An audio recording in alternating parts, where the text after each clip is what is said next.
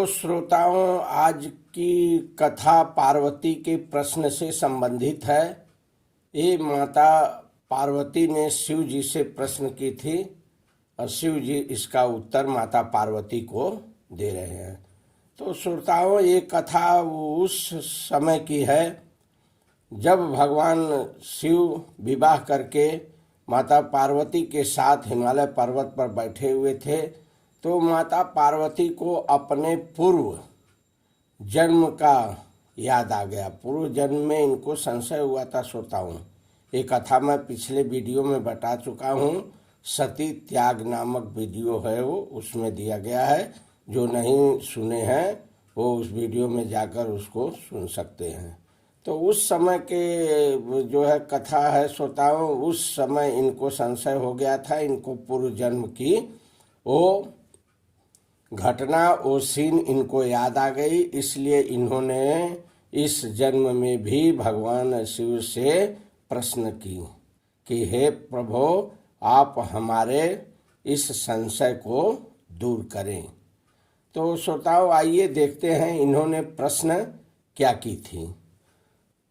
तो श्रोताओं, इन्होंने अपना पहला प्रश्न किया था कि क्या वे वही राम हैं जो राजा दशरथ के पुत्र हैं, या कोई अजन्मा गुरु रहित अलख गति वाले दूसरे हैं? यदि वही हैं तो ब्रह्म क्यों? ऐसा इन्होंने प्रश्न कर डाला। फिर दूसरा प्रश्न पूछी थी, निर्गुण ब्रह्म शरीर में क्यों आ गए? मतलब निर्गुण ब्रह्म है तो ये सगुण शरीर क्यों धारण कर लिए, इसका क्या कारण था? तीसरा प्रश्न पूछी है, दोष से उन्हें राज्य त्यागना पड़ा, इसका क्या कारण था? कौन सा वो दोष था जिससे उन्हें राज्य छोड़ना पड़ा? चौथा प्रश्न था श्रोताओं, क्या कारण है कि ये मनुष्य शरीर धारण किए? ठीक है श्रोताओं, इस तरह से इन्होंने जो है 4 प्रश्न पूछे थे। तो श्रोताओं, आइए इन चारों प्रश्न का भगवान शिव द्वारा जो है माता पार्वती को सुनाया गया है। इसको हम लोग भी सुने। और भी प्रश्न पूछी थी कि परमात्मा क्यों आते हैं, अवतार का कारण पूछे थे। ध्यान देना श्रोताओं, इनका ये प्रश्न रामायण में बहुत प्रसिद्ध है। ये 2 प्रश्न, अभी तो जो प्रश्न किए हैं 2-4 ठो ये, और ये इसके बाद अवतार का कारण, इनका बहुत प्रसिद्ध है ये रामायण में। तो श्रोताओं, अवतार के कारण में पूछे हैं क्या कारण है कि परमात्मा अवतार लेते हैं, पृथ्वी पर ये क्यों आते हैं?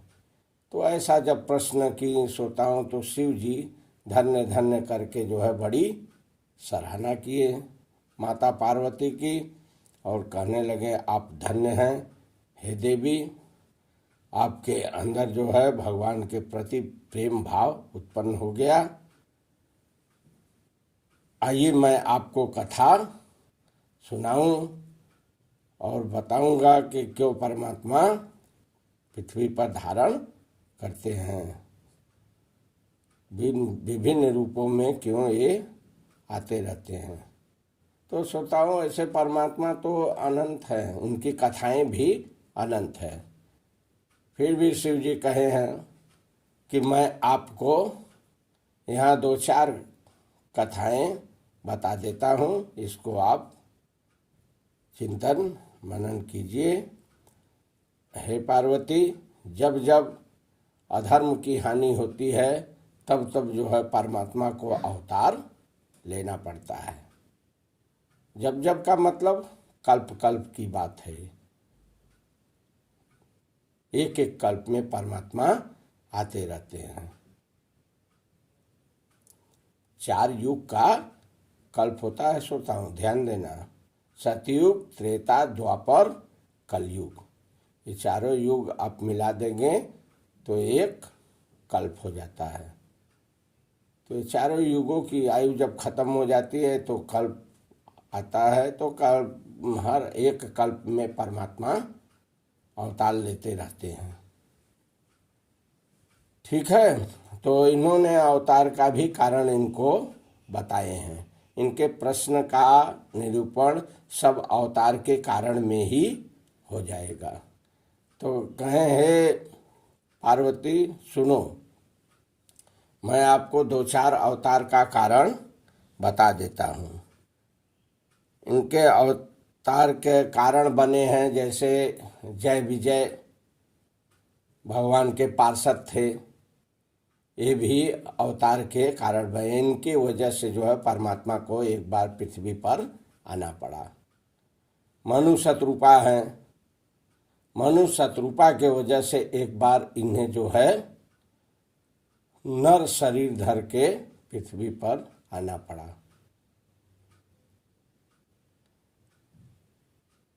नारद के द्वारा बताए हैं कि नारद भी इनके अवतार का कारण बने हैं। बड़ी अजीब सा प्रश्न लगता होगा श्रोताओं कि नारद भगवान के भक्त, इनके वजह से अवतार लेना पड़ा। तो हाँ श्रोताओं, ये सत्य है। नारद ने भगवान को श्राप दे दिए थे, इसके कारण जो है इनको पृथ्वी पर आना पड़ा। और तो और श्रोताओं, भगवान शिव माता सती को बता रहे हैं, और तो और भगवान शिव माता पार्वती को बता रहे हैं कि हे पार्वती, और तो और एक घटना और सुन लो, इसके कारण भी जो है परमात्मा को पृथ्वी पर आना पड़ा। वो था जालंधर। जालंधर नाम का असुर था, बहुत अत्याचार करता था पृथ्वी पर। उसके वजह से परमात्मा को पृथ्वी पर आना पड़ा। और श्रोताओं, भानु प्रताप की कहानी बताए हैं। कह देश में हरिमर्दन नाम का राजा, इनके 2 पुत्र भानु प्रताप और हरिमर्दन। भानु प्रताप बहुत बड़ा चक्रवर्ती राजा था श्रोताओं। तो एक बार इसके वजह से भी परमात्मा को पृथ्वी पर आना पड़ा। तो ये वजह इन लोग बने हैं। इन लोगों की वजह क्या थी, इसकी कथा मैं आप लोगों को संक्षेप में अलग अलग विधि से बताऊंगा, जैसा कि शिव जी ने माता पार्वती को बताए हैं। ये मैं आपको आगे बताऊंगा। समय का अभाव देखते हुए आज कथा यहीं विराम करता हूँ। चैनल को सब्सक्राइब कर लीजिए, शेयर कर लीजिए, ताकि जो है ढेर सारी कथाएं क्रमानुसार आती रहेंगी, वो आपको समय समय पर मिलते रहे। तब तक के लिए बोलो परम पिता परमात्मा श्री रामचंद्र भगवान की जय।